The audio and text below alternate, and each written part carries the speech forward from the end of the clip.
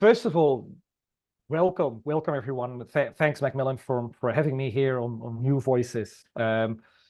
And to all of you teachers out there, I would like to start with a big thank you, but most of all, a big congratulations. Congratulations for waiting for almost 2 hours in this New Voices session to see me and to listen to me. But also congratulations for wanting to improve, to wanting to be there for your students, and to want to become the best teacher that you can be, because dyslexic students, all students, but most of all dyslexic students need people like you. I'm going to share my screen. My name is Boelo van der Pol, Dutch from birth. I've been living in Spain for 30 years, and I dedicate my time and my life to helping language teachers and language schools in understanding dyslexia, in recognizing dyslexia, and in working better with their dyslexic students. Now, one of the things that I do for my work is that I attend conferences, I attend webinars like this, and a lot of face-to-face conferences as well. And I remember last year in one of the conferences, I did a 45-minute talk on dyslexia. One of the teachers came up to me and she said, "Oh, Boelo, loved it. Beautiful talk, beautiful story. But honestly, dude, it's not that important."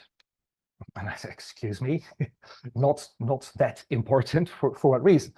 And she said, "Well, I mean, I've been teaching for 25 years now, and I've seen many students, and of all my students in 25 years, I really think that if I've had like a handful of dyslexics in my class, I think that's it. So there's not that many dyslexics out there."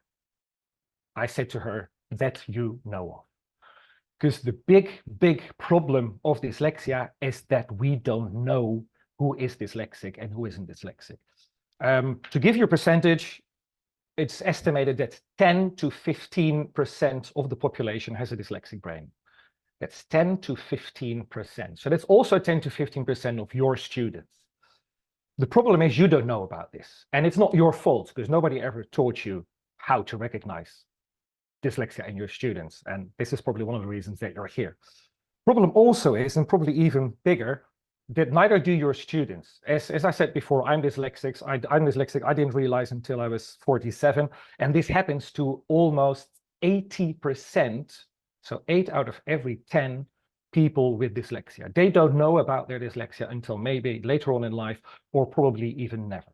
What happens to these people, what happens to these students, is that by their teachers in general, they are labeled as a lazy student, a class clown, a disruptive student, an unmotivated student, a thick student. The student that you would say of, she can do, but she just doesn't want to. So she could if she wanted.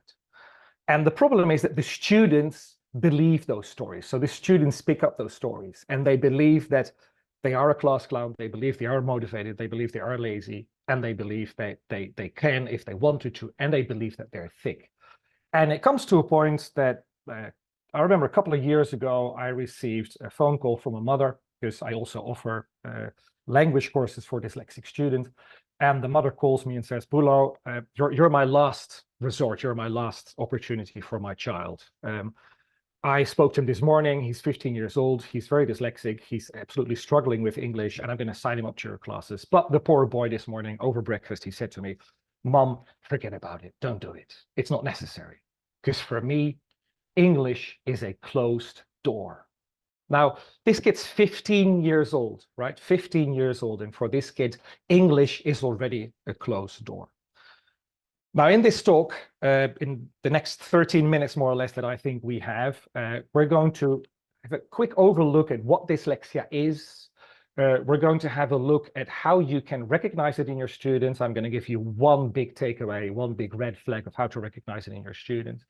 And I'm also going to give you 3 strategies that you can use with your students in the class, both your dyslexics as well as the non-dyslexic students. And at the end, I've got a little present for you as well, something that you can read over the weekend, you can enjoy, and you can build on the knowledge of teaching English or teaching languages to students with dyslexia.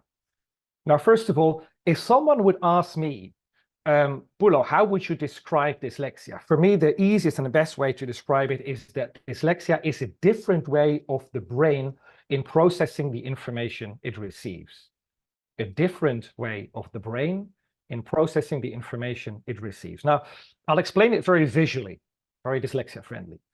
Imagine that learning language, anything in life, is nothing more than taking information from neuron A to neuron B. Yeah, that's what learning basically is about. Now, forget about the brain, forget about the neurons. Let's talk about villages. So neuron A becomes village A, neuron B becomes village B over here. And when learning, we take information from point A to point B. Now, I'm going to describe 3 brains to you. The first brain takes information from point A, from village A to village B in a Ferrari. 250 kilometers an hour, 5-lane highway, extremely fast. This is very much like an autistic brain. This is like an autistic brain. For process information, bang, speed light. Now, the next brain I'm going to talk to you about is a brain that processes the information with a normal, smaller car. Now, depending on where you live, it's Italy, it's probably a Fiat. If it's Spain, it's a Seat. It's maybe a Ford if you live in the States, etc., etc. So a Volkswagen when you live maybe in Germany. So a smaller car, you maybe go 80 kilometers an hour. It's a normal road from point A to point B, a normal speed. Information travels in a normal way from one place to the other. This is like a neurotypical brain. So neurotypical is everything that is not neurodiverse. Now, the third brain, you'll guess this is obviously a dyslexic brain, looks like this. Dyslexic brain takes information from point A to point B on a bicycle. So leaves the bicycle from point A, cycles to point B. But when you're on your bicycle, you don't have the speed from the Ferrari. You don't have the constraints of the road of the 2 cars. You can take a detour every now and then. You can maybe even sit down and relax a little bit, look at the mountains or look at the pond, look at the ducks and the flowers and the trees, etc. You can either just choose to enter village B from a different angle, from an opposite angle than you usually would, because you're on your bike, you're very flexible. So what I'm saying is that it's not that the dyslexic brain can't process the information. I'm saying that the dyslexic brain processes the information in a different way, sometimes slower, and usually in a different way with detours and approaching things from different angles. And this is very, very important to understand when you work with dyslexic students and when you have to create empathy and understanding for these students. Now, when someone asks me, how can I see, how can I know if one of my students is dyslexic, I will say, like, if you, there's a whole list of things. There's a whole list of items that you should look for. And in my teacher training, I obviously train teachers to be able to recognize that whole list of items. But if you would ask me for one big red flag, I would say it's unexpected. And with unexpected, what I mean is the following. And I'm going to make this very, very easy as well. I like to explain things in a very simple way. Now, imagine that language learning is nothing more than a combination between vocabulary and grammar. I know it's much more, but just for the sake of argument, it's learning vocabulary and learning grammar. We're back from holidays. We're back in school, new academic year. We've got our students in front of us. They're like 14-year-old B1 students.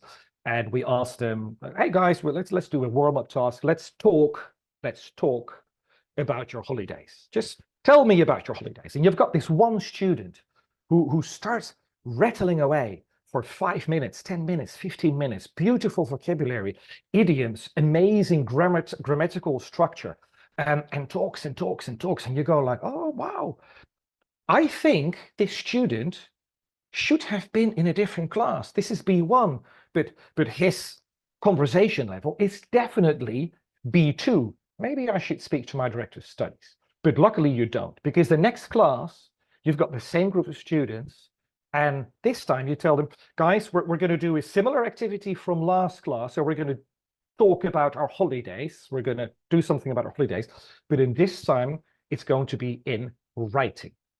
You're going to write about your holidays, just one page, one A4, just write me about your holidays. Basically the same what you did on Monday, but this time in writing. And what you get back from that same student is this.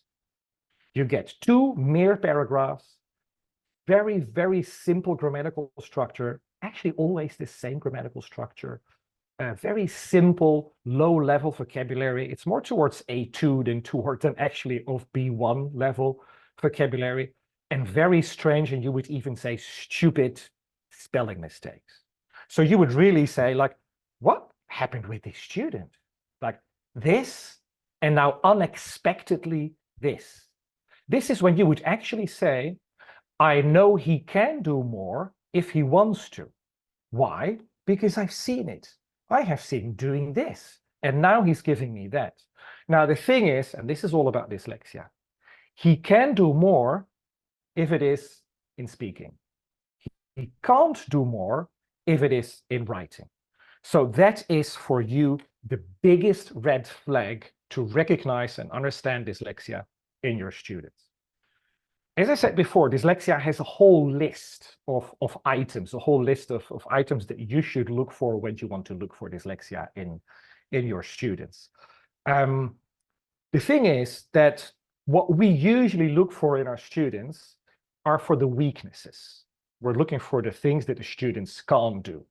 So in this picture, we are looking at the island of weaknesses. And Dr. Sally Shaywitz, she's a very renowned American researcher on the field of dyslexia. She describes dyslexia actually as an island of weaknesses in a sea of strengths. And the problem that many teachers have, the problem many students have, parents as well, Senkos, etc., is that we face the island of weaknesses, but we forget about the strengths in the sea. So we stand with our back to the sea. And very important, what I've seen with my students as well, it is so tremendously important. We should never forget about their weaknesses, but we should understand their strengths, and we should use their strengths in our teaching them English. So everything we do is about the strengths of these students. Now, I'm going to give you 3 tips, 3 things that you can do in class to make your classes, to make your material, to make everything more dyslexia friendly. First of all, obviously, use less text and use more visuals. You can see from my slides, the text is limited. I only use the text that is really necessary, the text that I really need. And I try to use as many visuals as possible. I'm not saying 10 visuals on one page, but visuals where they are needed and visuals that are coherent with what I am teaching at any given point. Color coding. Color coding is key for students with dyslexia. Color coding is amazing. I use, and my teachers, we use color coding for almost everything. Color coding for teaching grammar. So when you teach the ing ending, my INGs are red or my INGs are green. Doesn't really matter. You choose the color, but be coherent with your color. If you make them green once and red the second time, your student will get completely confused. Colors for important words. When we have a text and the student has to analyze the text, and there are 4 or 5 keywords, so there's key vocabulary in the text, I will make sure the key vocabulary has a different color or will be highlighted. Or when we work on spelling, like here in the word colors, I will make sure the OU, which is a difficult thing in spelling, I will make sure that that has a different color. I will make sure that is highlighted. Because what I want to do, I want my student's brain to know instinctively, my student's brain to know exactly where should I go, where should I focus at any given time, from what I'm seeing here, either on a screen or on a piece of paper. What is the important thing I have to focus on? And with color coding, this is what we're telling the brain to look at, to focus at. Chunking. Chunking is also extremely important. I say this to teachers all the time. Chunk your lessons. And then in my trainings, they give me lesson plans. They go, oh, here's the lesson plan. Look at it. I chunked it down. And I said, how big is this chunk? And I said, 20 minutes. I say, chunk it again. It should never be more than 10 minutes. One part of the class we talked about that you heard this in the micro lessons, should never be more than 5, 7, or maximum 10 minutes. One item is a chunk. So if you can break what you want to teach, if you can break it up in 3 items, because there's 3 things that need to be taught, that need to be understood by your students, make it 3 little chunks of maybe 5 or 7 minutes, a small activity in the middle, like a brain break, and then the other chunk. Chunking, using colors, less text, more visuals. Very, very important items to use with your dyslexic students. Now, remember what I said at the beginning of the talk. Remember what I said about 12 minutes ago when I talked about this boy and the boy that said English was a closed door for him. His mother signed him up for class because she was stubborn enough to say, okay, although English is a closed door for you, I'll pay for it, so I'm going to sign you up anyway. So he did come to class. Now, classes were online. First class, he would have his microphone off. He would have his camera off. He would not participate. Second class, the same. Third class, he would participate a little bit, maybe put his microphone on, respond in Spanish. Fourth class, respond in English. Fifth class, put the camera on. Sixth, seventh, eighth class, start participating a little bit more and more in English. This is a very long, this is a very tedious process, but students with dyslexia can and will learn English if you want to and if you know how to teach them. Now, the beauty is that in the month of February, March, more or less, the mother calls me again and says, Bulo, guess what? I sat him down over breakfast this morning and I asked him, I said, how are you doing with your English? And the boy said, you know what, Mum? I think the door to English is finally opening. Now, isn't that beautiful? That a 15-year-old boy who starts in the month of September thinking he's lazy, thinking that he just can't do it, thinking that he's thick when it comes to learning English, with a few tweaks here and there, with some very good, well-directed strategies, also emotional intelligence, 6 months later, starts learning English and can see the opportunity of learning English for the rest of his life. Now, if you want to do the same, if you want to learn how to do the same, if you want to be that teacher that can really work with that 10 to 15, remember 10 to 15% of your students with a neurodiverse and dyslexic brain, you can follow me on Instagram. I've got a lot of videos on Instagram talking about dyslexia, talking about teaching and tips as well. You can look me up on LinkedIn and you can download this guide. This is my free guide on teaching languages to students with dyslexia. Congratulations again. Congratulations for being here and congratulations for hopefully becoming the teachers that will and are going to make a difference.